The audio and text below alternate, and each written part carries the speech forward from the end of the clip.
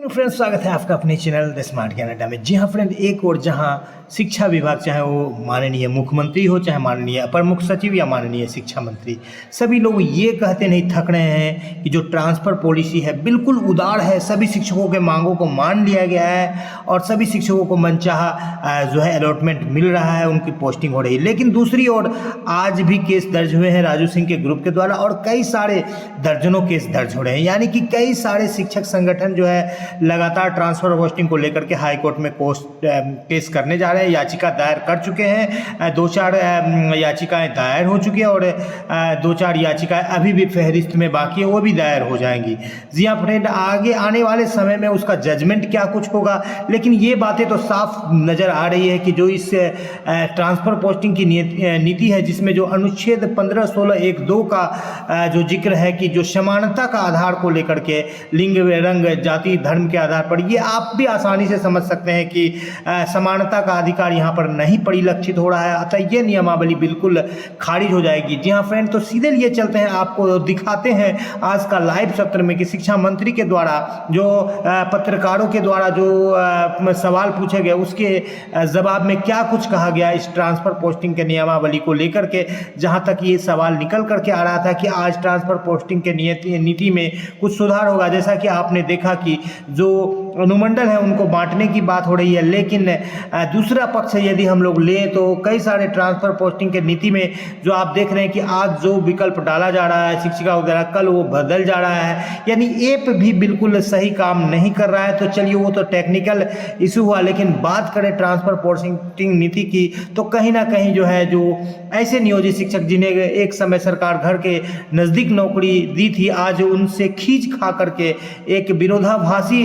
Activity की जा रही है सरकार को, और चाहती है कि नियोजित शिक्षकों को घर से दूर किया जाए, खास करके जो घर के नज़दीक हैं, और जो दूर थे वो तो दूर रहेंगे ही रहेंगे। वो 20 साल से नौकरी कर रहे थे, लेकिन अब भी वो नज़दीक नहीं आ पाए हैं और आने वाले समय में भी उनको नज़दीक सरकार नहीं लाने दे रही है। उनका तो खामियाजा सरकार को भुगतना पड़ेगा, भले ही यह ट्रांसफ़र पोस्टिंग की नीति रद्द हो जाए या स्टे हो जाए या पूरी तरह से लागू ही हो जाए, कोई भी चीज़ हो सकती है, लेकिन सरकार को इसका खामियाजा भुगतना पड़ेगा। और चुनाव में बिल्कुल एक एक शिक्षक अभ्यर्थी जिनको इस ट्रांसफ़र पोस्टिंग नीति, जिसमें कि उनका ये मन था कि उनको मनचाहा ट्रांसफ़र मिलेगा, या वो अपने विद्यालय में रहना चाहेंगे तो रहेंगे या जाना चाहेंगे तो जाएंगे, लेकिन जबरिया ट्रांसफ़र या ज़बरदस्ती ट्रांसफ़र उनको नहीं दी जाएगी, ऐसी बातें वो सोच रहे थे। या TRE 2-1 दे करके वो सोच रहे थे कि विद्यालय में ही अध्यापक बन जाएंगे, लेकिन ये सारे बातों को छोड़ करके सरकार ने बिल्कुल अनुमंडल से इतर या जिला से इतर उनको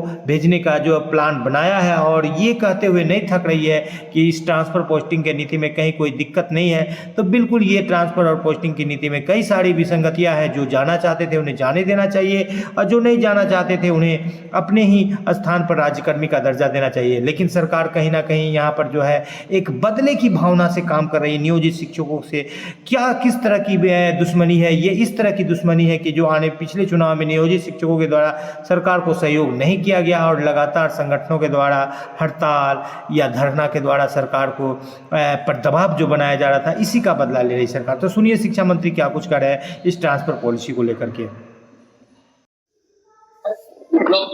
नहीं, हम लोग तो बहुत पहले हमने कहा था, इस पर काफी विचार विमर्श हुआ शिक्षक संघों से और शिक्षकों से,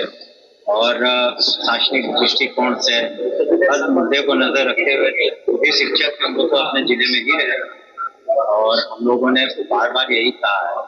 महिलाएं हैं पंचायत के बाहर जो पुरुष है लेकिन सब डिवीजन के बाहर और इसी जिले में, और दूसरी बात यह है कि जो husband wife government servant teacher हैं या फिर कोई असाध्य लोग से उन लोग को चॉइस की पोस्टिंग दी जाएगी, तो इससे अधिकांश जो शिक्षक है मेरे ख्याल से संतुष्ट है। लेकिन हर संगठन में और हर महकमे में कुछ लोग होते हैं कि वो कमियां निकालते हैं, त्रुटियां निकालते हैं, उसका तो कोई इलाज नहीं है। लेकिन इसके बावजूद भी हम लोगों ने एक एपलेट अथॉरिटी को भी रखा है कि इसके बावजूद भी अगर किसी को कोई कमी लगती है तो वहाँ डिस्ट्रिक्ट मजिस्ट्रेट की अध्यक्षता में जो है या फिर डिविजनल कमिश्नर के स्तर पर जो कमेटी है या फिर मुख्यालय में सेक्रेटरी के लेवल पर जो कमेटी है, उस मामले को फिर देखेंगे। तो हम लोगों ने काफी उदार रखा है इस ट्रांसफर पॉलिसी को, और जो भी सुविधाएं हम लोग कोशिश कर रहे हैं कि शिक्षा विभाग को दें, और हम लोग का शिक्षकों का या विभाग का सभी का तो फोकस ये होना चाहिए कि हम लोग पढ़ाई कैसी करवाते हैं, पढ़ाई की गुणवत्ता कितनी, सिलेबस क्या है, रिजल्ट्स क्या आते हैं, हमारे बच्चों का भविष्य क्या है, उनका प्लेसमेंट क्या है। इन सब बातों पर ज्यादा गौर करना चाहिए, और 100% सेटिस्फैक्शन तो किसी भी पॉलिसी से किसी को नहीं होता है, लेकिन हम समझते हैं अधिकांश शिक्षक और शिक्षिका इससे संतुष्ट हैं। तो आगे आप आगे अगर संशोधन करने की बात ऐसा है कि देखिए, जो भी यहाँ तक कि मैंने कल भी कहा था कि एक्ट भी जो पास होते हैं पार्लियामेंट से या असेंबली से, विधानमंडल विधान परिषद से, समय के अनुसार आवश्यकता अनुसार अमेंडमेंट्स होते हैं। लेकिन ये इसलिए हमने कहा कि अभी हम लोग ट्रांसफर पॉलिसी हम लोगों ने काफी विचार विमर्श के बाद लाया है, इसको एक बार क्रियान्वित होने दीजिए और फिर देखते हैं। लेकिन जैसा हम लोगों को फीडबैक मिला है कि बाय एंड लार्ज नियोजित शिक्षक को हाईकोर्ट जाने की भी बात कर रहे हैं। पहले तो नियोजित शिक्षकों को इतनी सुविधा दी जा रही है कि जिन्होंने सक्षमता पास की वो शीघ्र सरकारी सेवक बनेंगे, तो इससे बड़ा लाभ उनको और क्या हो सकता है। सर क्लास 1 to 5 to 8 का सर उसको रोस्टर पे क्या विभाजन होती है, क्या आज वो आने की उम्मीद है? क्या हमको लगता है बहुत क्लियर जल्दी हो जाएगा, क्योंकि बीच में रिजर्वेशन पॉलिसी में माननीय उच्च न्यायालय के कारण जो आदेश था उसके कारण उसमें चेंजेस लाने पड़े। बहुत शीघ्र उसमें थोड़ा कुछ उसमें त्रुटियां थी, उसको हम लोग दूर कर देंगे। सर क्लास 1 से 12